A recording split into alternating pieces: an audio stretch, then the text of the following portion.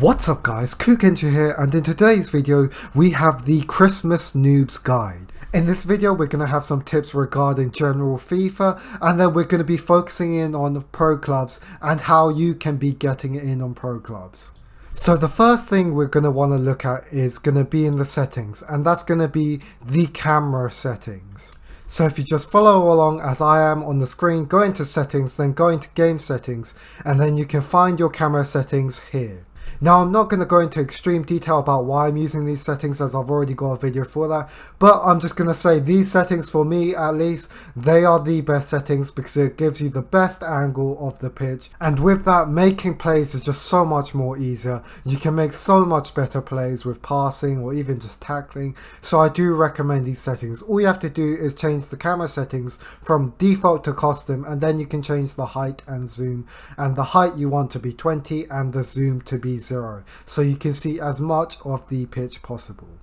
Now that we're done with the settings, we can just look at some gameplay and I can give you some general tips on how to improve your play on FIFA.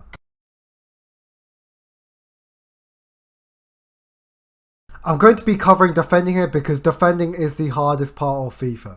And with defending, my first and main tip is going to be hold R1 or RT on PlayStation and Xbox respectively. And what this does is call your teammate or second man to press the ball so you have a free person to control. As you can see from the freeze frame, the second person is the one with the green cursor, whilst I control the red cursor and I can move freely with that person. And the benefit of that is, as you can see from the video, I can follow any runs with the red cursor whilst the green cursor will press the ball. So to simplify that is just hold R1 or RT to get your teammate to press the ball whilst you yourself with the red cursor can just follow any opposing runs, and that is just a very effective way to defend.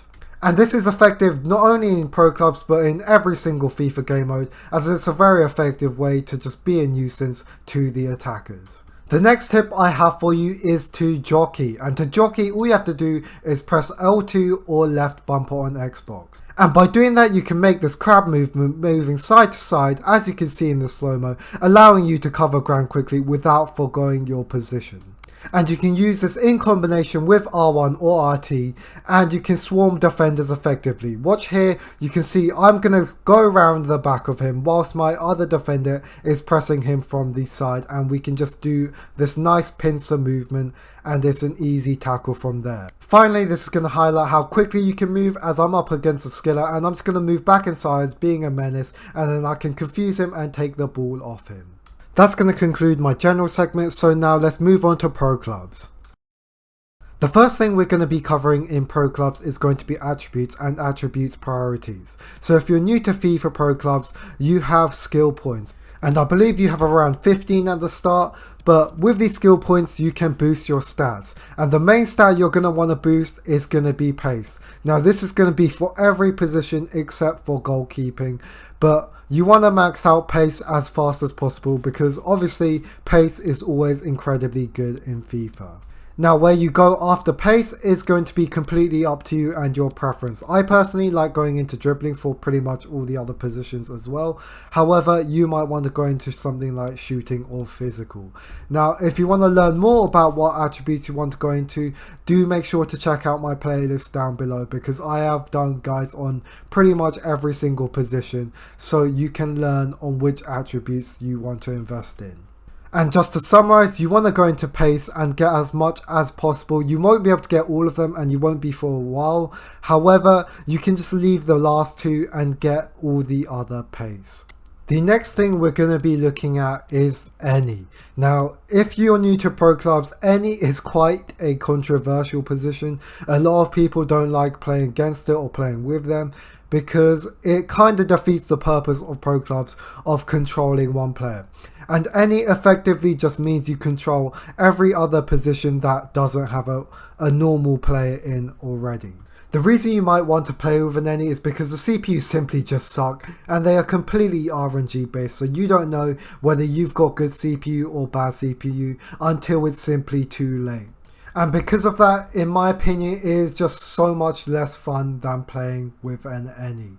However, that being said, Playing as an any is significantly harder than playing as a normal player, which is why a lot of people also dislike it, because, well, in my opinion, and it's controversial, but a lot of the people that dislike playing with an any are just people who suck at the game. Moving on from controversial topics, my second bit of advice is for non-noobs and those who play as any, and that is to put your new players or bad players up top, and that's simply because errors up at top are the least costly. If you just think about it, if your new players are playing in defense and they make an error, chances are you're gonna concede and you're just fucked. So I highly recommend playing your bad players up top. We always did it with new friends, and it's a lot more fun than having to stress out with your bad players in like defense or midfield. Going back to advice for noobs, if you are without a good any, then just play with the CPU. Even though they're inconsistent, at least 50% of the time they'll do a decent enough job. Having said all that, we can now look at the Pro Club's match settings. And here you can see there's any position, match keeper, and best match my team size.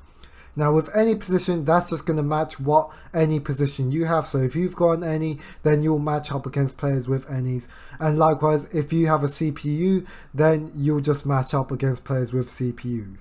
So if you're using a CPU, you'll never come across against someone who's using an any themselves. Match keeper is going to do the exact same thing as any position, so if you have a keeper, you're going to match against players with keepers as well. And if you don't have a keeper and you're using a CPU keeper, you're going to match against players with a CPU keeper. Now if you do have a goalkeeper, I'd recommend having this off in the higher divisions because chances are they won't be noob keepers. And best match my team size is unfortunately broken this year, which is strange because it was perfectly fine last year, but they've somehow managed to break it this year. EA Sports, it's in the game. But what it should do is, say if you had 4 players, you would only match against teams with either 2 or 6 players, I believe.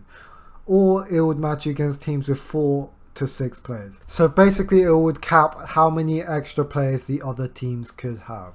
Now unfortunately Pro Club's matchmaker is in a bit of a dead state as is split up between old gen and new gen, so PS4 and PS5 can't play together, and because of that matchmaking can be quite hard, so having any of these settings on could reduce your ability to find games. But that's everything I wanted to talk about in the settings, so let's move on to the Pro Club's gameplay noob advice.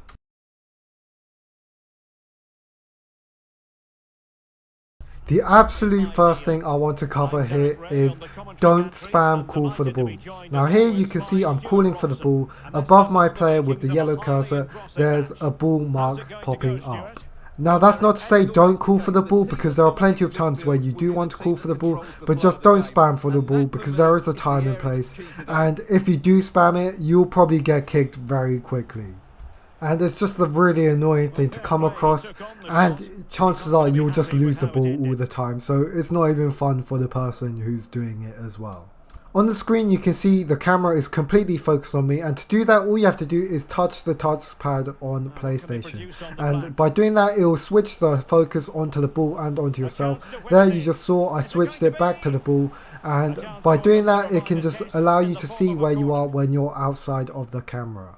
My final tip is to use or not use L1 or LT, which will do automatic positioning. Here you can see I'm focused on myself. I'm not actually moving myself here, I'm just holding L1 and it's automatically moving me about. And by holding L1, it will just place you in the position that FIFA thinks you should be. But here I'm running myself and I'm actually trying to get into position in the box myself. And the reason I say you might not want to use L1 is because it drains your stamina very quickly. And say you're a striker, chances are you don't really need to drop back in defense. Where L1 will drop you back in defense, you could just stay on the halfway line and save your stamina. And not only that, you won't be out of position on the counter attacks. And that covers everything I wanted to talk about in this Christmas Noobs guide. So if you did enjoy this video, please remember to leave a like, subscribe and comment, as it really does all mean a lot to me.